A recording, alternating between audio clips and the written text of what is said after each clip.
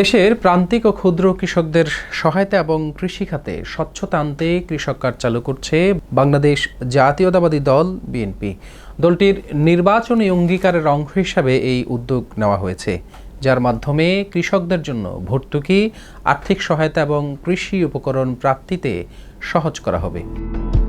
আগামী 14 এপ্রিল কৃষক কার্ড বিতরণের প্রি পাইলট কর্মসূচি উদ্বোধন করবেন প্রধানমন্ত্রী তারেক রহমান। এদিন সকাল 10টায় টাঙ্গাইল সদরের শহীদ মারুফ স্টেডিয়ামে এই উদ্বোধনী অনুষ্ঠান অনুষ্ঠিত হবে। দর্শক, কৃষি কার্ড দিয়ে একজন কৃষক কি কি সুবিধা পাবেন, কতদিন পাবে এই সুবিধা, বাংলাদেশে কৃষি জমির পরিমাণ কত, চাষ হয় কত হেক্টর, সব কিছুর বিস্তারিত থাকবে আজকের প্রতিবেদনে। শেষ পর্যন্ত আমাদের সাথেই থাকুন। দর্শক, বাংলাদেশে কৃষি এখনও অর্থনীতির অন্যতম প্রধান ভিত্তি হলেও জমির স্বল্পতা ও বৈষম্য কৃষিখাতের বড় চ্যালেঞ্জ হিসেবে রয়ে গেছে।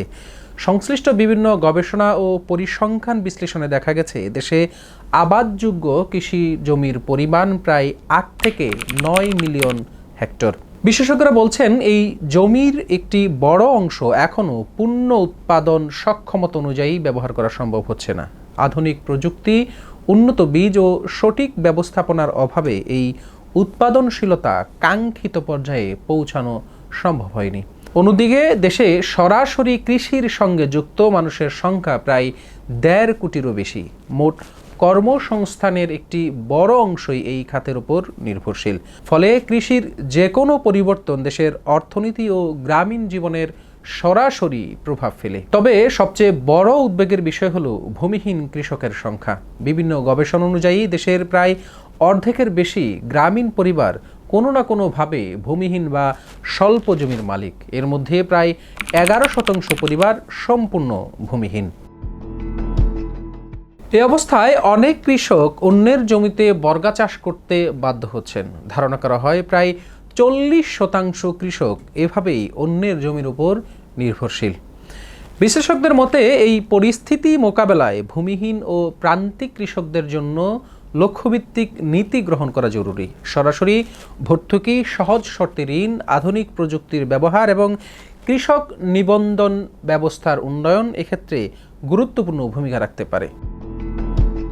তারা আরও মনে করেন, কৃষিখাতে টেকসই উন্নয়ন নিশ্চিত করতে হলে জমির সুষ্ঠু ব্যবহার ও ন্যায্য বণ্টনের পাশাপাশি কৃষকদের আর্থিক ও প্রাতিষ্ঠানিক সহায়তা জোরদার করা প্রয়োজন।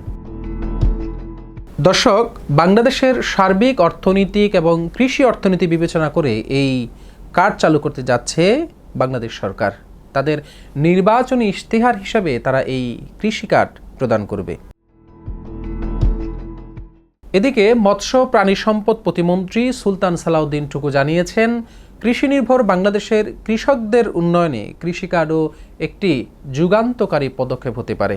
শনিবার টাঙ্গাইলের শহীদ মারুফ স্টেডিয়ামে আয়োজিত সমাবেশস্থল পরিদর্শন শেষে সাংবাদিকদের সঙ্গে আলাপকালে তিনি এ মন্তব্য করেন। তিনি জানান, আগামী 14 এপ্রিল টাঙ্গাইলে এই কর্মসূচির আনুষ্ঠানিক উদ্বোধন করা হবে। ওই দিন তারেক রহমান টাঙ্গাইলে এসে কৃষকদের মাঝে কৃষি কার্ড বিতরণের মাধ্যমে দেশব্যাপী কার্যক্রম সূচনা করবেন।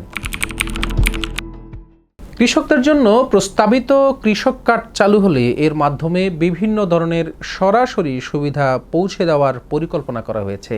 সংশ্লিষ্ট সূত্রে জানা গেছে, এই কার্ডের মাধ্যমে কৃষি সহায়তা ব্যবস্থাকে আরও স্বচ্ছ ও সহজ করা হবে। কৃষক কার্ডধারীরা সার, বীজ, কীটনাশক সহ প্রয়োজনীয় কৃষি উপকরণ সরাসরি ভর্তুকি মূল্যে সংগ্রহ করতে পারবেন। এর ফলে মধ্যস্বত্বভোগীদের প্রভাব কমে গিয়ে প্রকৃত কৃষকরা সরাসরি উপকৃত হবেন বলে আশা করা হচ্ছে। এছাড়া এই কার্ডের মাধ্যমে ন্যায্য মূল্যে সার, বীজ ও কীটনাশক, সরকারি ভর্তুকি ও প্রণোদনা, স্বল্প মূল্যে কৃষি যন্ত্রপাতি ক্রয়ের সুযোগ, স্বল্প ব্যয়ে সেচ সুবিধা, সহজ শর্তে কৃষি ঋণ, কৃষি বীমা সুবিধা, ন্যায্য মূল্যে কৃষিপণ্য বিক্রয়ের সুযোগ, কৃষি বিষয়ক প্রশিক্ষণ প্রদান করা সহ নানা পরিকল্পনা রয়েছে সরকারের।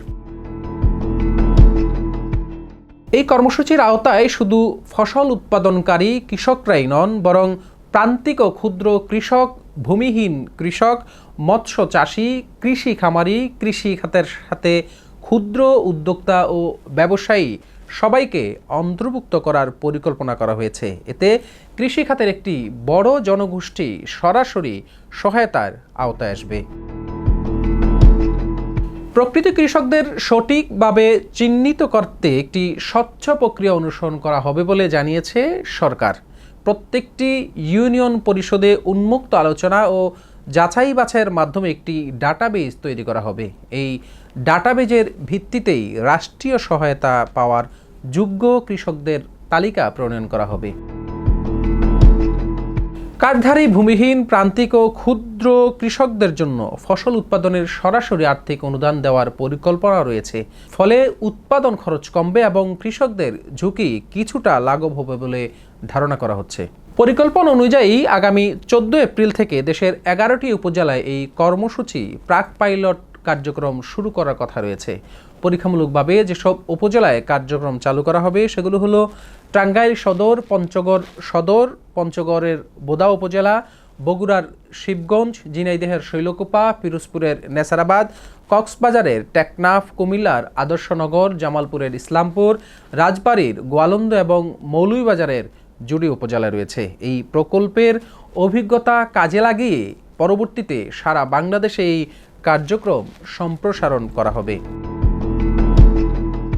কৃষক কার্ড বিতরণে ট্রেডিং কর্পোরেশন অব বাংলাদেশ টিসিবির ফ্যামিলি কার্ড মডেল অনুসরণ করার পরিকল্পনা রয়েছে। এতে একটি কেন্দ্রীয় ডাটাবেজের মাধ্যমে প্রকৃত উপকারভোগীদের শনাক্ত করে ধাপে ধাপে কার্ড বিতরণ করা হবে। বিশ্লেষকদের মতে সঠিকভাবে বাস্তবায়ন করা গেলে কৃষক কার্ড দেশের কৃষি খাতে ইতিবাচক পরিবর্তন আনতে পারে। তবে তথ্য হালনাগাদ, সঠিক কৃষক শনাক্তকরণ এবং দুর্নীতি নিয়ন্ত্রণ হবে এই প্রকল্পের বড় চ্যালেঞ্জ। সব মিলিয়ে কৃষক কার্ড উদ্যোগটি বাস্তবায়িত হলে কৃষকদের জন্য একটি গুরুত্বপূর্ণ সামাজিক সুরক্ষা ও সহায়তা ব্যবস্থায় পরিণত হতে পারে। এখন দেখার বিষয় পরিকল্পনাটি কতটা কার্যকরভাবে মাঠ পর্যায়ে বাস্তবায়ন করা হয়। দর্শক, আজকে পর্যন্তই কৃষি কার্ড নিয়ে আপনাদের কোনো পরিকল্পনা বা আরও সহজভাবে কিভাবে কৃষকদের কাছে পৌঁছানো যায় এ জাতীয় কোনো চিন্তা থাকলে আমাদের সাথে শেয়ার করতে পারেন, কমেন্টস বক্সে জানাতে পারেন আমাদেরকে। আগামীতে আবারও দেখা হবে। সে পর্যন্ত ভালো থাকবেন, সুস্থ থাকবেন। আল্লাহ হাফেজ। ইউএফটি ফার্স্টের সাথে ট্রেড করুন যে কোনো জায়গা থেকে। ক্যাম্পাসে ক্লাসের ফাঁকে, ঢাকার জ্যামে বসে কিংবা ঘরে বসে। ট্রেডিং এখন হাতের মুঠোয়। তাই ট্রেড করুন যখন খুশি, যেখানে খুশি।